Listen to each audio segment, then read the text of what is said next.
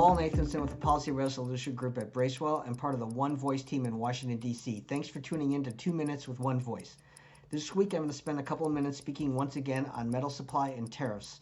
Unfortunately, since my last 2-minute video, the situation with metal supply has grown steadily worse. Lead times for steel, aluminum, and red metals continue to grow and prices continue to climb. Here's a chart showing U.S. prices for one type of steel, hot rolled, compared to the rest of the world. U.S. prices are the blue line, where my finger is.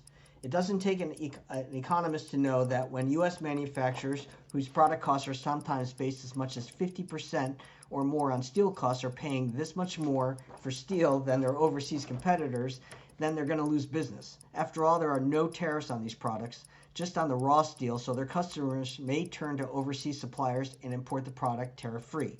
Since I last spoke to you, there's been some interesting developments. Metal-using manufacturers are gaining allies in Washington from other sectors hit with retaliatory tariffs. In March, the EU and United Kingdom reaffirmed that they intend to raise the retaliatory tariffs on U.S. whiskey exports to a whopping 50% starting on June 1st. This will double the current 25% tariff imposed as a retaliation for the U.S. imposing Section 232 tariffs on EU and UK steel and aluminum imports. This would basically shut the EU and UK markets out for U.S. whiskey makers and prompted a bipartisan group of 50 members of Congress to write to U.S. Trade Representative Katherine Tai to take action to get these tariffs removed. Of course, the only way to do this is for the U.S. to terminate the Section 232 steel and aluminum tariffs. Unfortunately, the stainless steel supply market, already tight, became more challenging for our members since I last spoke to you. A United Steelworkers Union strike against 9 Allegheny Technologies facilities continues into its third week.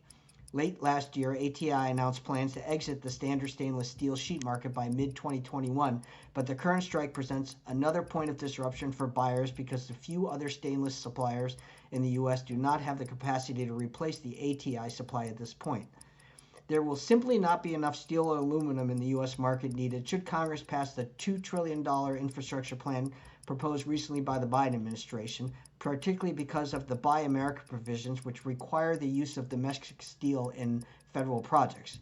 Your team in Washington continues to work on convincing the Biden administration to terminate the damaging and unnecessary steel and aluminum tariffs as quickly as possible as one way to help the steel supply situation in the U.S.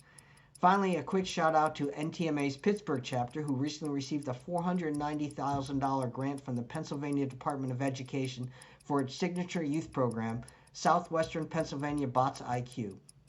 This is a great program that introduces manufacturing to students even before high school. Congratulations, NTMA Pittsburgh. Please remember to support your NTMA and PMA as they make this content possible and are your voice in Washington.